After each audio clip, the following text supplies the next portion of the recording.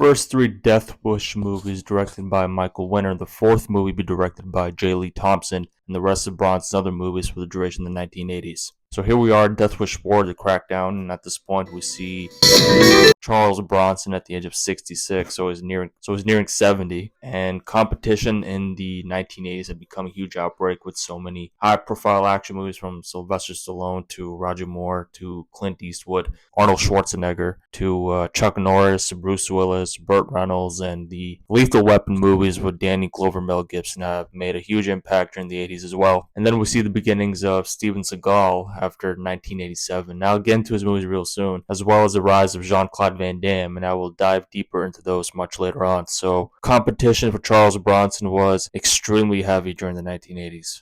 Even with the 80s and 90s martial arts movies with Lorenzo Lamas and I think his name Matthias Hughes and Billy Blanks, as well as the action sci-fi B-rated movies from Canon films. So the movie opens up with this woman walking towards her car as she's trying to start it up. She sees one guy appear and then a second one and then a third one. But in reality, they're just crooks trying to rape and rob her. Then we see the introduction of Paul Kersey once again. Who the fuck are you? Death.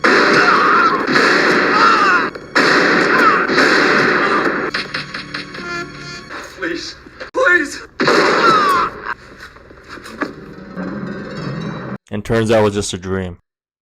So Paul is back in Los Angeles once again, and now he has his own architecture business, and now he gets a call from his new girlfriend, who is also a reporter, just like Jerry Nichols is, or newspaper writer, Karen Sheldon, as her daughter is there with Paul at the office right now. So now we are back at Karen's house, and Erica, Karen's daughter, wants to go out with her boyfriend Randy. Paul looks out the window, sees that Randy's smoking some kind of drug and gets a little iffy about him. So Karen here wants a commitment from Paul because that's what women want after a certain age, but Paul refuses for now. So now Randy and Erica are at some minor amusement park to have fun, but Randy's just there to get some more drugs from this dealer over here by the name Jesse. And Erica gets a little gift for herself too. Calling your boyfriend.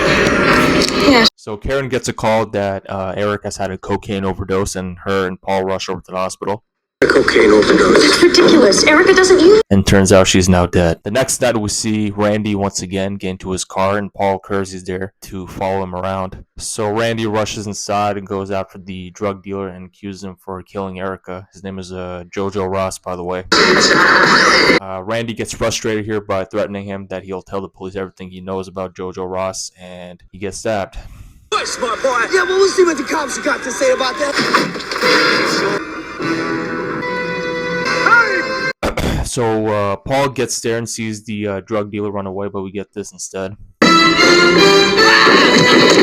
Yep, good riddance. So the cops are there for investigation and get some answers about the guy who got away, that killed Jojo Ross, which is Paul, asked by these two cops over here, Inspector Reiner and Sergeant Azaki. And if you have seen the James Bond movie from the 1974 75-ish, The Man with the Golden Gun, you will easily recognize this actor, Soon Tek Oh, his real name.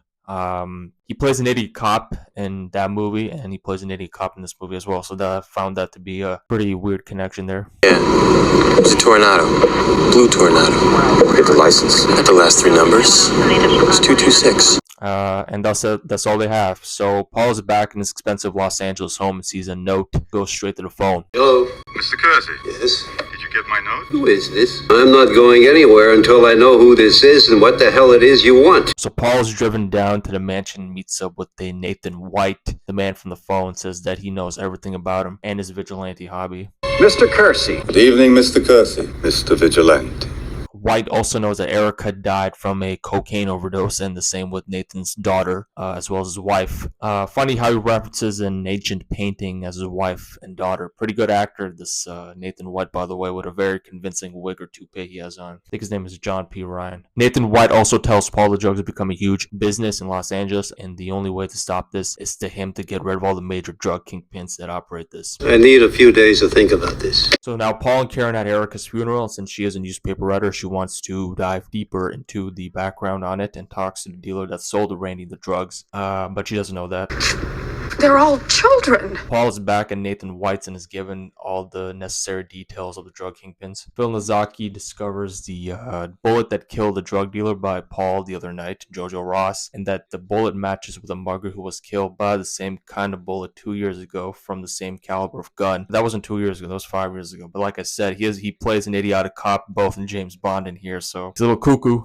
And their first suspicions, of course, Paul Kersey. Reiner and Nozaki are there asking Paul a bunch of useless questions. The same night, he's ready to execute his revenge. Well, assigned by Nathan White, that is. Paul's first destination is Ed Zacharias' place, where he is having this huge birthday party and with a lot of girls around and his colleagues. And guess who's also working the party? Yep, Paul Kersey. So Paul fits in some bugs inside the telephones here to track what Zacharias talks about and then hides inside the bathroom. So Zacharias is back inside and has a conversation with the Romero brothers, Tony and Jack Romero. Jack is a big one, Tony is a little guy over here. Notice that there's someone interfering inside their business while Zacharias' right hand, Nick, over here is watching. But Zacharias' main concern between the Romeros is that someone has killed Jojo Ross the other night.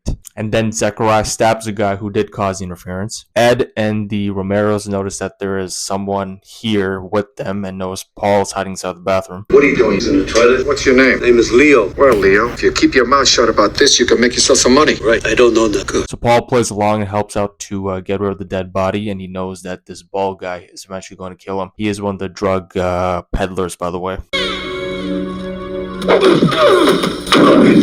Funny how he runs away confidently without the Zacharias and the Romeros not being alerted. But yeah, he runs as fast as he could. Paul's plotting his next hit of these three drug kingpins, and we're at the Italian restaurant where they're having lunch while Paul relives his Arthur Bishop routine here by using an explosive wine glass for taste testing purposes. And one of these guys you will also easily recognize as Danny Trejo, and we get another lovely conversation between Paul and the drug guys. It's your lucky day today. Bottle of wine on the house. I know your face. Did you ever live in San Francisco? Don't remember Paul ever living in San Francisco. What the hell? As you can see, there are two mannequin dummies for this part. Pretty dumb move here, but you know. So Paul runs out and on to the next assassination hit, and he works at a video store. And we see another Paul Kersey badass moment. Children have you killed with this shit?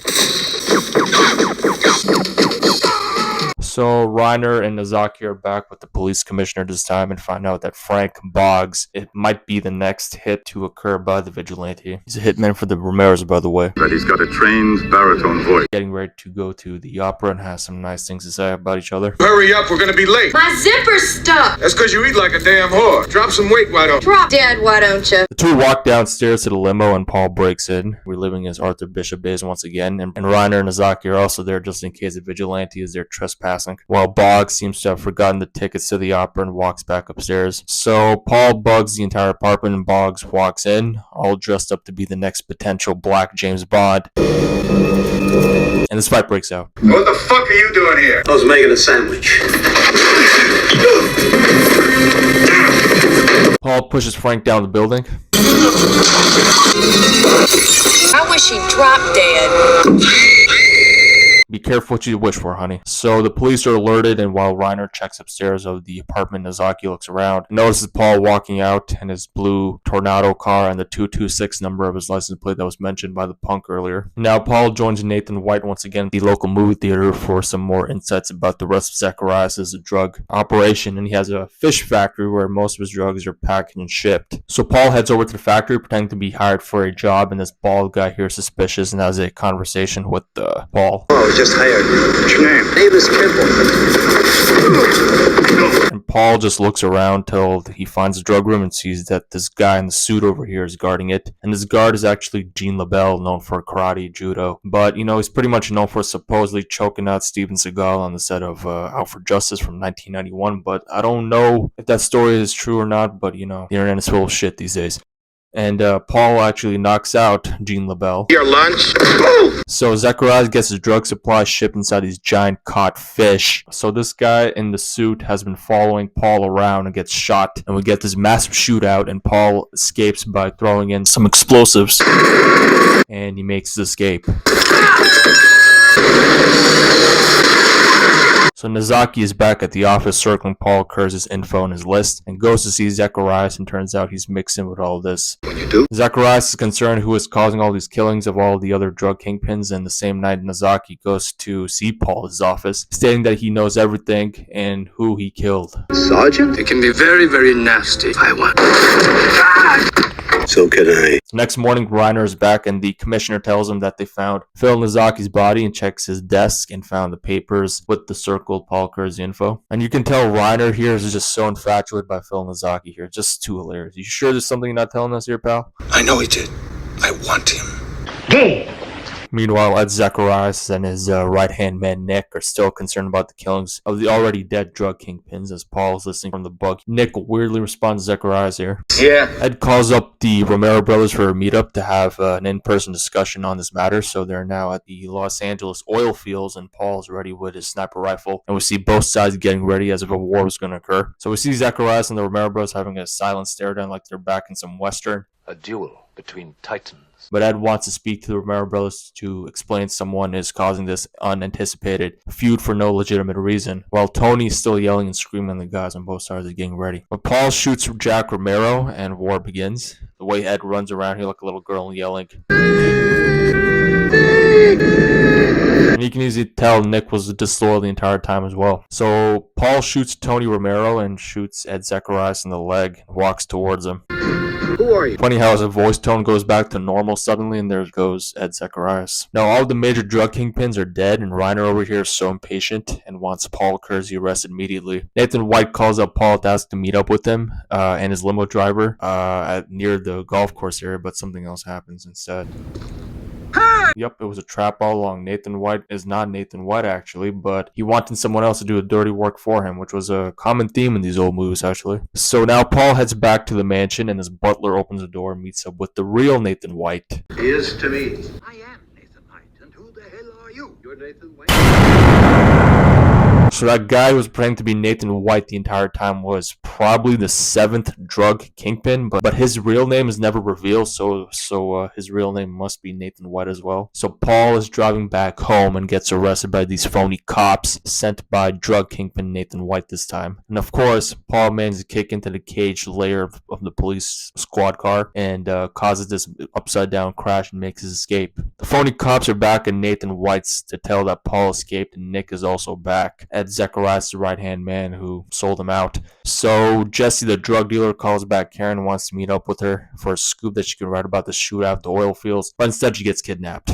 Paul is back at home and sees that the Inspector Reiner is there to seek revenge for Phil Nozaki, but gets carried away, can't listen to the truth. You can't handle the truth! So now Paul gets a call and knocks out Reiner and grabs special weapons and goes to the roller rink area where he can save Karen. So he goes down to the underground parking garage to see that it's also a trap, and leaves the car on drive mode for it to drive over as Jesse is flashing his headlights with the car while White and Nick are sitting with him.